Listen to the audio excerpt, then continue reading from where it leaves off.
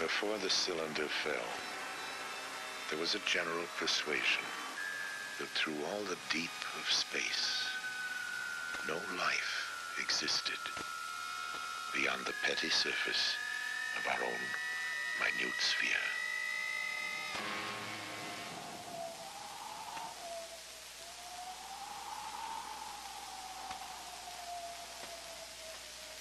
We know now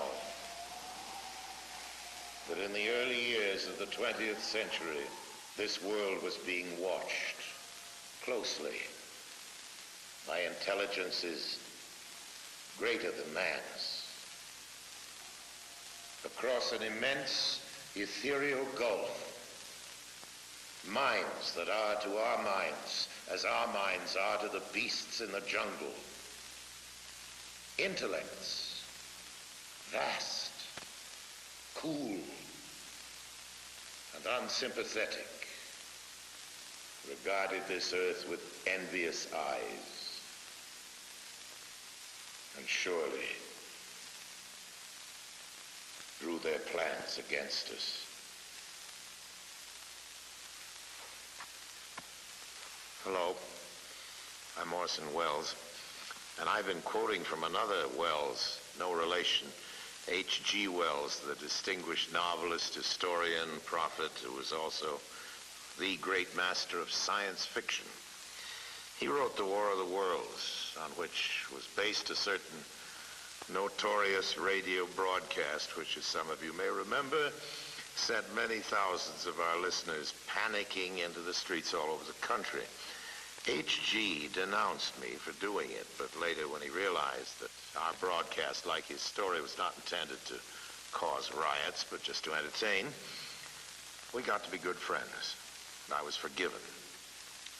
Whether all those people who jammed the highways and even took to the hills to escape the Martians have forgiven me is another matter. This is it. We thought that this was it. Listening to that show, I said we were very impressionable at that age because of Buck Rogers and Flash Gordon, and that really made a big impression on us. One fellow in particular who owned a store took the money from his cash register and loaded his car up with food and took off for the mountains and left his wife and children at home. New York City was just demolished, and they were coming closer. All of North Jersey is an inferno, and they are proceeding south. I can conceive of no nightmare as terrifying as establishing such communication with a so-called superior, or if you wish, advanced technology in outer space. George Wald is a Nobel Prize-winning biologist, one of a group of distinguished scientists meeting on the subject of extraterrestrial life. All of the people you will be seeing in this program, scientists, radio listeners, Orson Welles, have one thing in common. Each has had reason to believe in the likely existence of non-earthly life in the universe. I think there's no question but that we live in an inhabited universe that has life all over it. What I'm imagining is the facts that I've just stated becoming generally known, so that people know that out there is a million other civilizations. They all look fabulously ugly, and they're all a lot smarter than us. That seems to me useful and a character-building experience for mankind. From the monstrous Mars life of his famous broadcast, Orson Welles will be taking us through science fiction to science fact, to the new view of extraterrestrial life now emerging from probes to the planets, interstellar discoveries, and findings about the nature of life itself. A real picture as astonishing in its way as the science fiction of 1938. If there is life out there, intelligent life, how did we ever get the notion that it might be otherwise than friendly? Well, Mars, of course, is the god of war, so the planet bearing his name might be expected to have warlike intentions. In our broadcast, the Martians were as aggressive and ruthless as any human being. Ridiculous assumption on the face of it. They were supposedly as bad as we are, at our worst, and also much uglier. They brandished death rays in their slimy tentacles.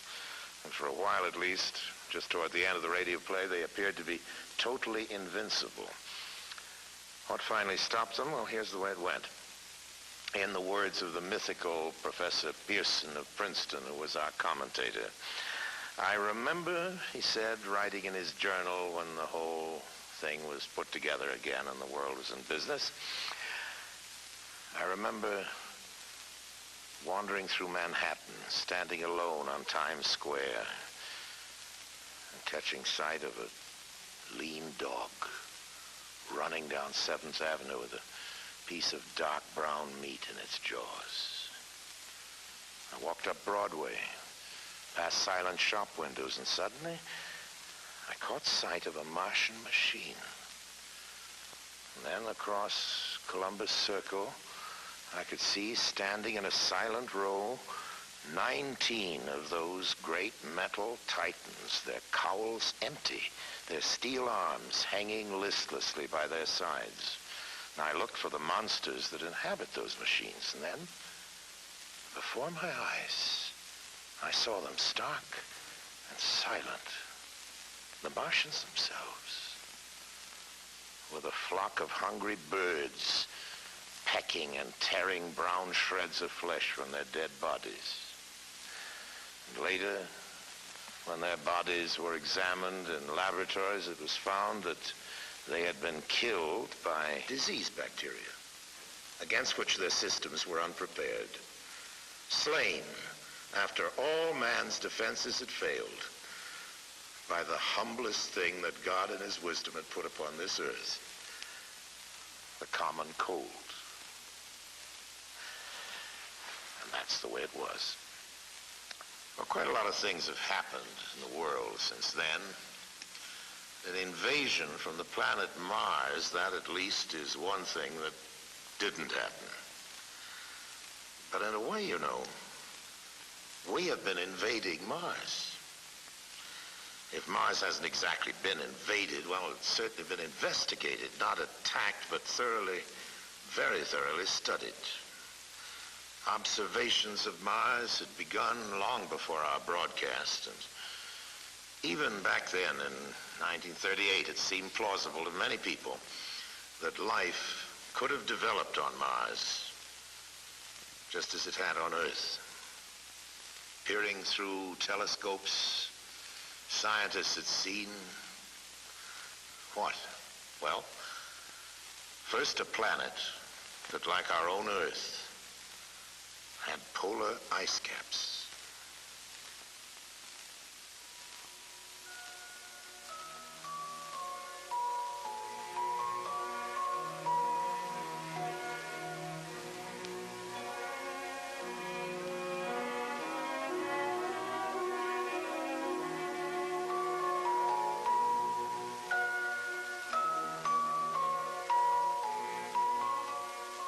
They were fascinated to see that the ice caps grew and receded with each year. Large areas changed color with the seasons. Did that mean vegetation? Straight lines were sighted on the planet's surface. Some called them canals. The American astronomer Percival Lowell believed that these Martian canals had been created by an advanced technological civilization. First in 1965 and then again in 1969, NASA sent spacecraft to fly by Mars and send back scientific measurements and close-up photographs. This is picture 21, a red picture, wide-angle picture, fantastic picture. That's beautiful. That's beautiful. Look at those little craters. This is a narrow-angle camera view. The Mariner missions were great achievements for the scientists. But the pictures of Mars showed a world of total desolation. Was Mars less like the Earth then and more like the Moon? There were no canals, no cities, no areas of cultivation, no signs of upheaval or layering in the Martian crust to indicate that the planet was active or evolving geologically. The pictures revealed no volcanoes to spew out gases that could enrich the atmosphere. And water, so essential to life, seemed to be present only in traces. The atmosphere was so thin as to make the possibility of life seem even more remote. For the fans of science fiction, not very exciting. But for scientists, the whole excitement is finding out the facts. That's the whole name of the game. Now, these first flybys had revealed only some of the facts. But all the same, the exploration of Mars and of all the other planets of the solar system was actually getting underway. I can't feel that any person with any soul can look out on that universe that surrounds us and can imagine the immensity of it and the history of it without being rather impressed with the idea that we, as little atoms made of the same stuff those stars are made of, have the capability to regard the other part of the universe. One piece of the universe has the ability to look at another part of the universe and wonder about it. That's a very amazing thing, and it brings into one's mind all kinds of thoughts about religion and philosophy and so on. But don't ask me about life on Mars, okay? In the fictional Martian story, in the War of the Worlds, it was understood that the Martians were fighting for their own survival. Their planet was growing so cold and inhospitable that they might perish if they remained. While real life confined to such a planet would fight for survival by trying to change itself, by evolving. Every living thing on Earth has evolved from the lowly, the invisibly small microbe. Given nourishment, the microbe will grow colonies so vast that they rapidly become visible to the eye. Here on our planet, microbes have adapted to survive the most hostile conditions.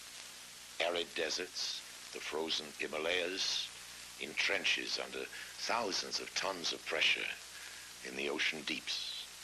Biologists at Ames Laboratory are discovering adaptive capabilities in life forms that a few years ago would have been regarded as fantastic. Within the cooling systems of atomic reactors, organisms have been discovered flourishing, where radiation could be expected to destroy any living thing.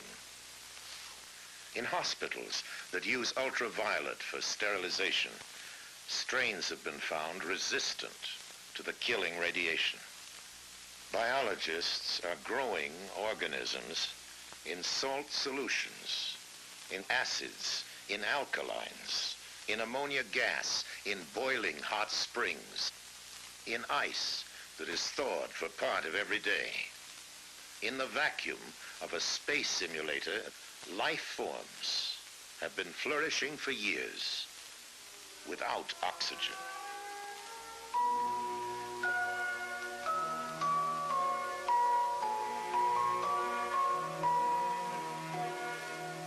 Scientists are studying the kinds of environments that could challenge life forms on the planets and moons of the solar system. In 1971, Mariner 9 arrived at Mars, equipped to go into orbit and stay for a while. A good thing, too, because when it arrived, Mars' surface was obscured by a global dust storm. As the storm abated, a whole new Mars began to make its appearance. The first feature that swam into view, poking up through the dust, appeared to be a huge impact crater. But it stood miles above the Martian lowlands on the peak of an immense mountain, Nix Olympica. And as the dust settled further, the stunning truth emerged that the mountain on Mars was indeed a gigantic volcano. So, geologically, Mars was not a dead planet after all. Vast stretch marks on the planet showed that Mars' surface is shifting and changing on a colossal scale. Mars is beginning to look, geologically at least, more like the Earth and less like the Moon. And then new evidence of water has begun to turn up in surprising ways. Among the many clouds in the Martian atmosphere, some have been found to be composed of water.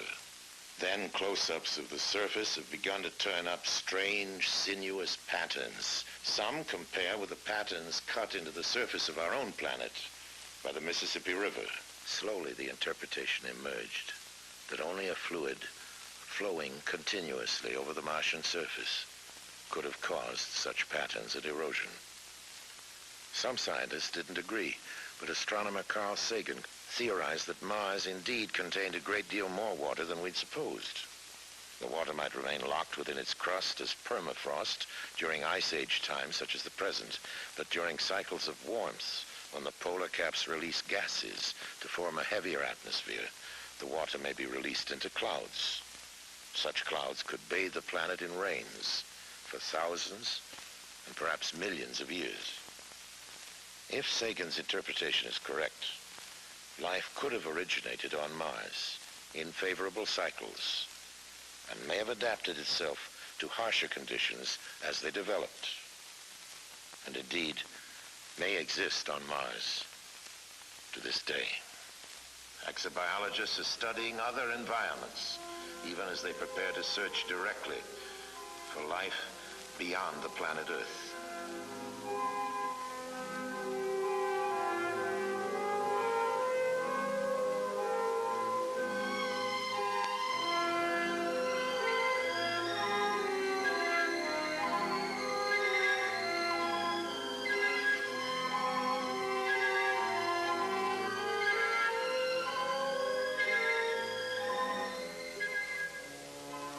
Flying by Jupiter, Pioneer 10 confirmed estimates that within its atmosphere are combinations of gases similar to those in which life originated on Earth. While a second Pioneer is being aimed to curve past Jupiter and fly by Saturn, Earth-based measurements show that a moon of Saturn, nearly the size of the planet Mercury, contains an atmosphere, water, and surprising warmth. A Viking spacecraft is being readied to land on Mars in 1976, carrying an automated chemical laboratory to sample Martian soil for life forms. The discovery of just one bacteria on Mars, or any other body of the solar system, would indicate that the whole chain of evolutions, cosmic, chemical, and biological, is at work everywhere. In that case, the creation of life anywhere in the universe would be more the rule than the exception. In that case, there may be other intelligent civilizations capable of communicating with us. In the impact on ourselves of contact with another intelligent civilization, how it might come about and what the effects might be, is now being discussed by serious thinkers the world over. This symposium at Boston University includes astronomer Carl Sagan, anthropologist Ashley Montague. Krista Stendhal is Dean of the Harvard School of Divinity. Professor Berenson teaches a course entitled Search for Life in the Universe. Professor Philip Morrison of MIT co-authored the first seriously reasoned paper on possible modes of communication with extraterrestrial life. George Wald won the Nobel Prize in 1971 for his work in physiology.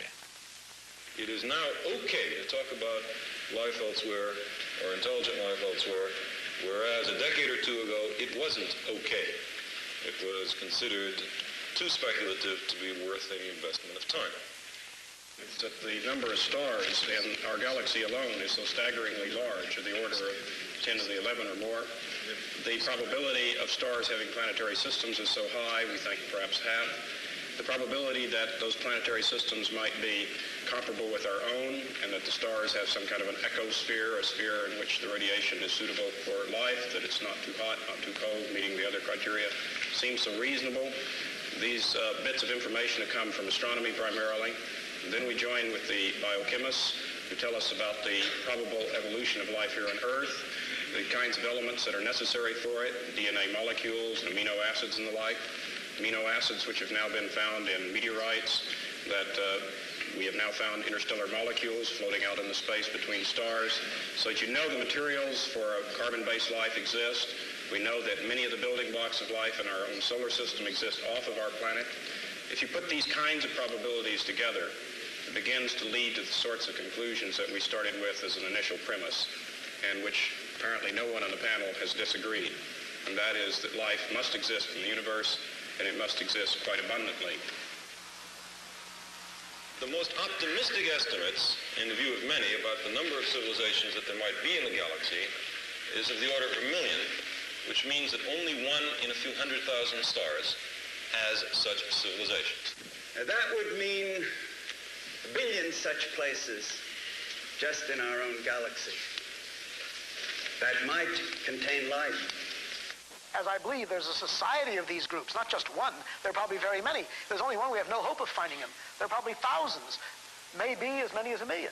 They probably already have had a long history of this same experience of finding new ones and bringing them into the network. And I would imagine if an advanced civilization wanted to talk to us, they would say, oh, well, look, those guys must be extremely backwards. Go into some ancient museum and pull out one of those, what are they called, radio telescopes, and beam it at them. In 1970, a study of the feasibility for picking up interstellar communication was made in California by a number of radio scientists there, as well as astronomers and others. It's called Project Cyclops.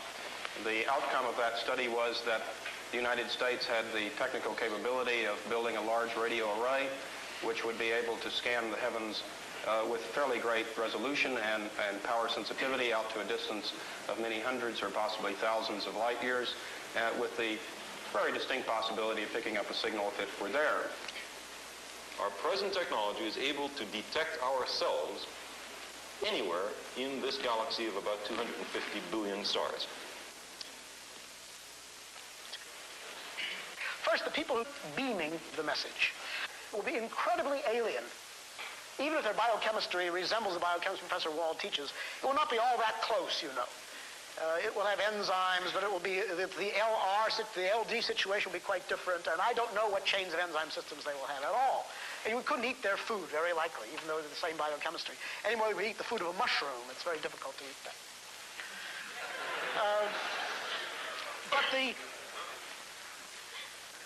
So I think, first of all, there will be two great phases of this eventual time, which I think will come in 10 years or 100 years, or I don't know, maybe longer, when some satisfactory radio telescope work or something similar will acquire evidence of the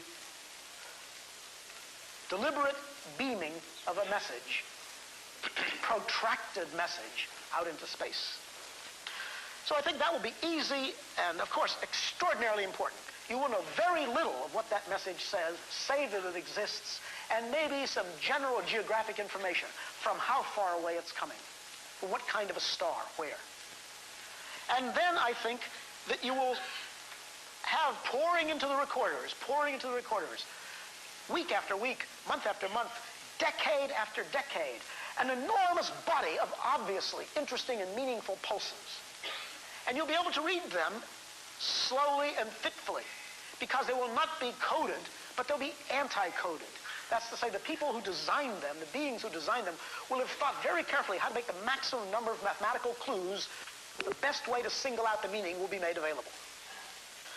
I think the most important thing that it will bring to us, if we can finally understand it, will be a description, if it exists at all, of how beings disposing of great technology were able to fashion a world in which they could live and persevere and maintain something of worth and beauty for a long period of time. And finally, it would end our social and cultural isolation.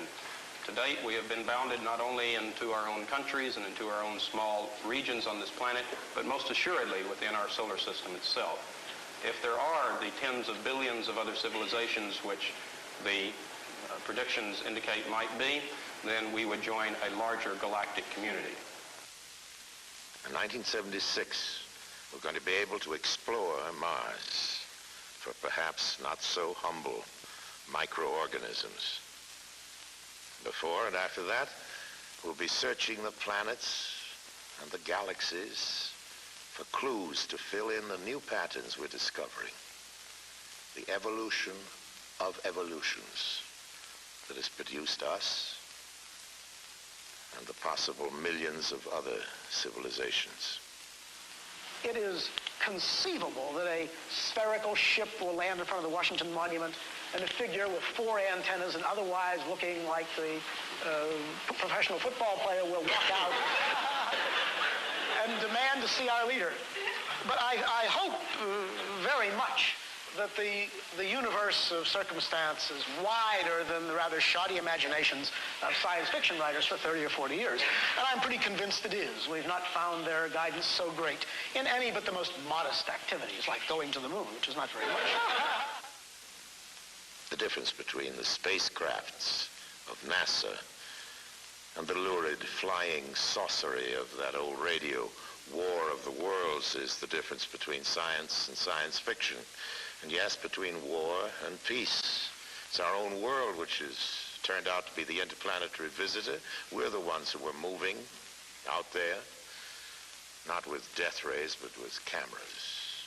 Not to conquer, but simply to learn. We are, in fact, behaving ourselves far better out there than we ever have back here at home on our own planet.